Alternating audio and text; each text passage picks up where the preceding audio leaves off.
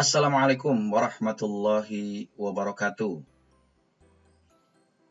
Apa kabar anak-anakku? Semoga tetap sehat walafiat dan tetap semangat dalam rangka meraih cita-cita dan masa depan kamu semua. Berjumpa lagi dengan saya Bapak Miswan MPD, Guru SMK PGRI 28 Jakarta. Ya, kali ini Bapak akan memberikan materi dalam rangka kegiatan latihan dasar kepemimpinan OSIS atau LDKO untuk tahun pelajaran 2020-2021. Untuk itu, kepada siswa-siswi SMK PGRI 28 Jakarta yang tergabung dalam LDKO ini untuk mengikuti materi dengan sesama. Selamat untuk mengikuti. Anak-anakku yang Bapak cintai, kali ini kegiatan LDKO ini temanya adalah melalui kegiatan LDKO virtual kita kembangkan karakter pemimpin yang inovatif, bertanggung jawab, dan berakhlakul karimah. Adapun materi yang Bapak berikan kali ini adalah meneladani kepemimpinan Nabi Muhammad SAW.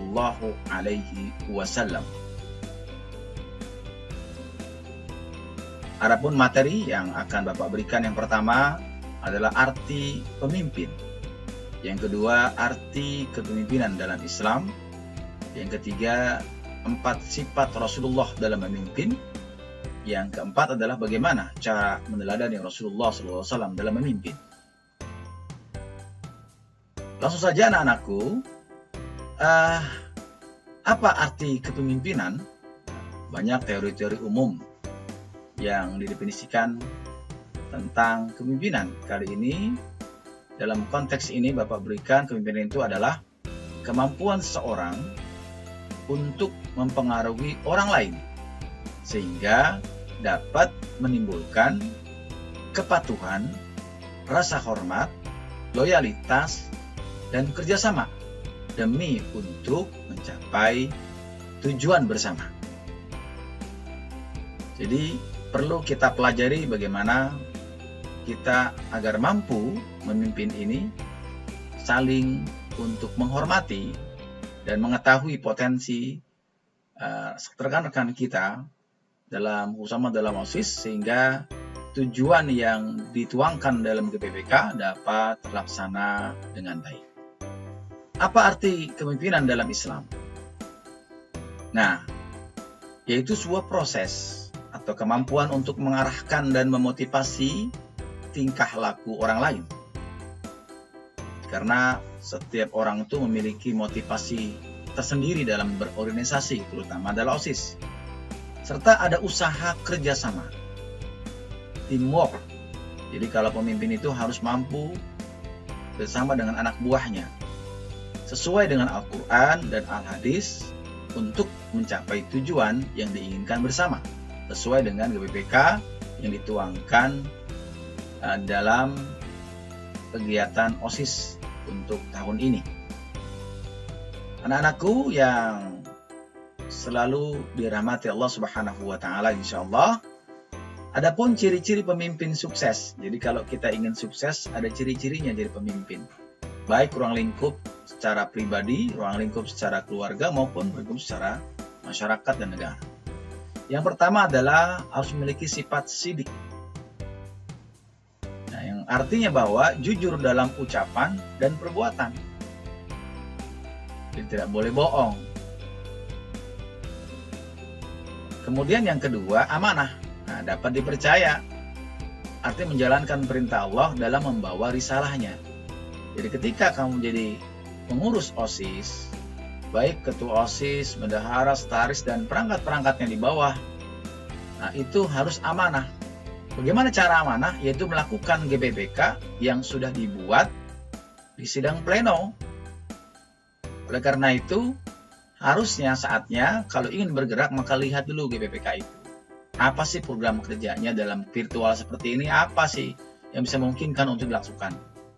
Kemudian yang ketiga adalah tabligh, menyampaikan wahyu Allah dan tidak menyembunyikannya. Nah nih, Rasulullah seperti itu. Dalam konteks kepemimpinan LDKO ini, yaitu apa yang diinstruksikan dari pemimpin kita, maka lakukanlah. Sampaikanlah kepada anak buah, sesuai dengan program-program yang telah ditentukan. Yang keempat, fatonah. Jadi artinya Rasulullah adalah tidak memiliki sifat baladah atau bodoh. Artinya Rasulullah memiliki sifat cerdas. Pemimpin yang sukses, pemimpin yang cerdas. Jadi cerdas bukan hanya logika berpikir, tapi cerdas yaitu bisa mengolah otak, olah rasa, olah fisik, dan juga olah hati. Jadi ciri pemimpin sukses, sidik, amanah, tabligh, dan fatonah. Terus bagaimana cara meneladani kepemimpinan ala Rasulullah Shallallahu Alaihi Wasallam? Nah, bukti sukses Rasulullah SAW dalam memimpin kita bisa melihat historisnya. Nabi Muhammad SAW merupakan sosok pemimpin yang paling berpengaruh sepanjang sejarah kehidupan umat manusia. Nah, hal ini diakui oleh Michael Hart. Beliau adalah seorang penulis barat dalam bukunya The 100 Ranking of the Most Influential Person in History. Dengan sangat objektif, ia menempatkan Nabi Muhammad SAW sebagai seorang paling berpengaruh dalam sejarah. Oke, kemudian yang selanjutnya, selalu mengedepankan akhlakul karimah. Nah, ini diakui oleh Husain bin Ali sebagai cucu Nabi Muhammad SAW bahwa Rasulullah SAW itu adalah pribadi yang menyenangkan, pribadi yang santai dan terbuka, open management, mudah berkomunikasi dengan siapapun, dengan hanya atasan saja, tapi juga bawahan saja, tapi semuanya lini kehidupan, semua bisa dikomunikasikan dengan baik. Mudah lemah lembut dan sopan. Cara ngomongnya beda dengan yang tua dengan yang muda.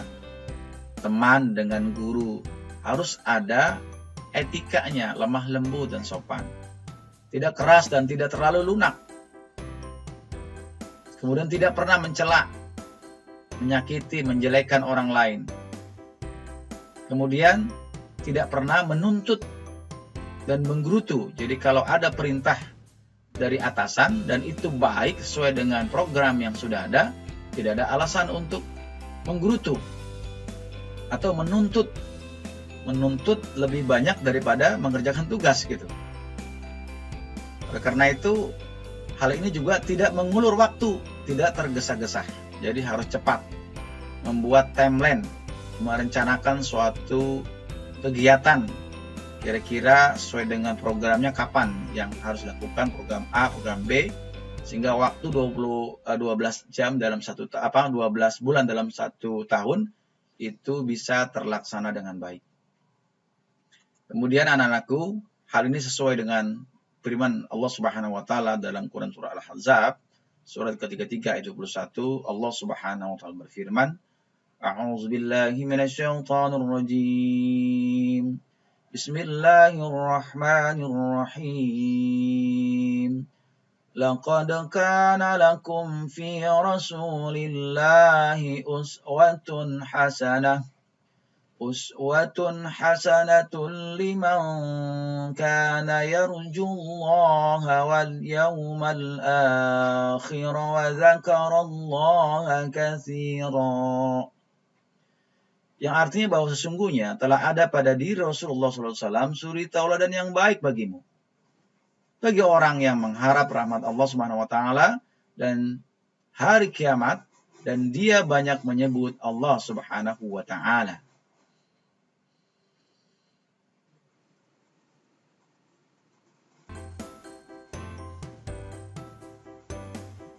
Menurut Washington Irving, beliau adalah seorang orientalis dan salah seorang penulis besar Amerika yang menjadi kebanggaan Amerika Serikat dan negara lain di abad 19 Masehi. yang lahir pada tahun 1832 Masehi di kota Washington dan meninggal pada tahun 1892 Masehi. Dan ucapan beliau, dia berkata bahwa Muhammad adalah penutup para nabi, Rasul paling agung yang diutus oleh Allah Subhanahu wa Ta'ala untuk menyeru manusia kepada menyembah kepada Allah Subhanahu wa Ta'ala. Kemudian George Bernard Shaw, dia mengatakan dia seorang filosof Inggris dan penulis alur cerita film di Inggris yang terkenal. Lahir di Irlandia, meraih Nobel di bidang sastra tahun 1920 Masehi. Dan dia berkata, aku telah membaca kehidupan Rasul Islam dengan baik, berkali-kali dan berkali-kali, dan aku tidak menemukan kecuali akhlak-akhlak luhur yang semestinya. Dan aku sangat berharap Islam menjadi jalan bagi dunia. Dan masih banyak pengakuan non-muslim terkait keluhuran akhlak Nabi Muhammad SAW. Di sini bisa dilihat dari pesona akhlak dan kekuatan pribadi manusia teragung sepanjang masa, karya Hisham Muhammad Said Al-Barkish, ahli bahasa Izzuddin Kirimi. Sukses pemimpin Rasulullah SAW. Nah, Nabi Muhammad SAW itu merasa memiliki sifat empati dalam memimpin. Di sini perhatikan anak-anakku, bahwa Nabi tidak pernah mencaci seorang dan menegur karena kesalahannya. Apalagi menegur arti di depan umum. Kemudian tidak mencari kesalahan orang lain. Tidak berbicara kecuali yang bermanfaat. Jadi artinya hibzul lisan, selalu menjaga lisan. Kalau Nabi berbicara, yang lain diam, menunduk seperti ada burung di atas kepalanya. Tidak pernah disela atau dipotong pembicaraannya. Membiarkan orang menyelesaikan pembicaraannya. Nah itu, apalagi dengan orang tua, dengan guru. Kalau ketika orang tua, guru atau lebih tua dari kita berbicara, maka lebih baik kita diam sambil mendengarkan. Harapannya adalah apa yang disampaikan bisa kita pahami. Selanjutnya, Rasulullah tertawa bersama mereka yang tertawa. Jangan tertawa di balik penderitaan orang lain. Kemudian heran bersama orang yang heran. Ini gurauan saja.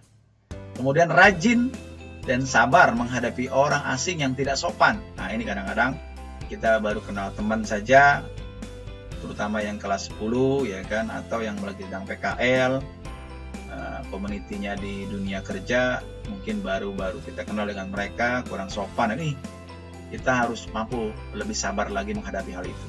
Kemudian segera memberi apa yang diperlukan orang yang tertimpa kesusahan. Oke, apa yang kita bisa kita berikan, baik harta benda atau mungkin nasihat dan sebagainya. Kemudian tidak menerima pujian kecuali dari yang pernah dipuji olehnya. Artinya manusia tidak berhak dipuji. Sebenarnya yang dipuji adalah Allah, yang kita puji adalah Allah Subhanahu wa Ta'ala. Hadis riwayat Tirmizi.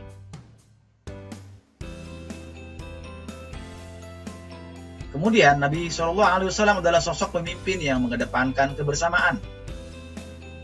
Jadi sama-sama, kalau ada sesuatu yang susah, sama-sama mencari solusinya. Cara mencari ide yang baru terkait dengan bagaimana program yang kita lakukan dapat berjalan dengan lancar.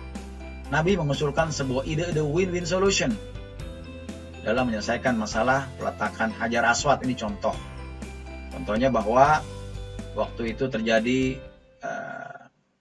perselisihan di antara beberapa suku dalam peletakan Hajar Aswad. Jadi direntangkannya sebuah kain besar, kemudian Hajar Aswad diletakkan di bagian tengahnya, lalu beliau meminta kepada setiap pemimpin kabilah untuk memegang ujung kain tersebut.